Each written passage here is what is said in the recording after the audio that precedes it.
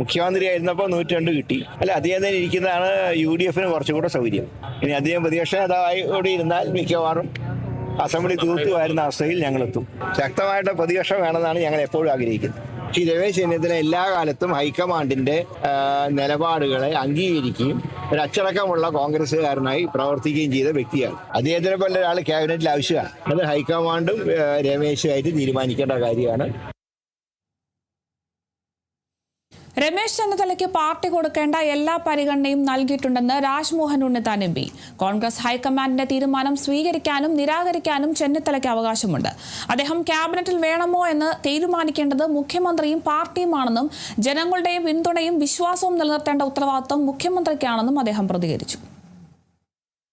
High command Ramesh ചെന്നിത്തലയോട് മന്ത്രിസഭയിൽ ചേരണമെന്ന് ആവശ്യപ്പെട്ടാൽ രമേശ് ചെന്നിത്തലയ്ക്ക് അത് സ്വീകരിക്കാം, സ്വീകരിക്കാതിരിക്കാം. അത് സ്വീകരിക്കാനും സ്വീകരിക്കാതിരിക്കാനുമുള്ള അവകാശം ഒരു വ്യക്തി എന്ന നിലയ്ക്ക് അദ്ദേഹത്തിനുണ്ട്. അദ്ദേഹത്തെ ഒരിടത്തും മാറ്റി നിർത്തിയിട്ടില്ലല്ലോ.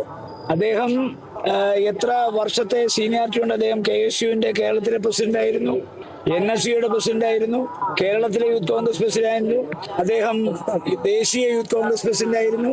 അതുപോലെ തന്നെ 25ാമത്തെ വയസ്സിൽ അദ്ദേഹത്തെ MLA ആക്കി, 27 മന്ത്രിയാക്കി, നിരവധി പ്രാവശ്യം കോട്ടയത്തും മാവേലിക്കരയും പാർലമെന്റ് അംഗമാക്കി, പിന്നീട് AICC സെക്രട്ടറി ആക്കി, പിന്നീട് അദ്ദേഹത്തെ പാർട്ടി അസംബ്ലിയിലേക്ക് മത്സരിപ്പിച്ചു.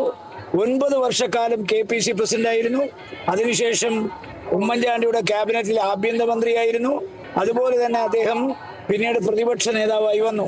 അപ്പോ അദ്ദേഹത്തിന് പാർട്ടി കൊടുക്കേണ്ട എല്ലാ അംഗീകാരവും കൊടുത്തിട്ടുണ്ട്.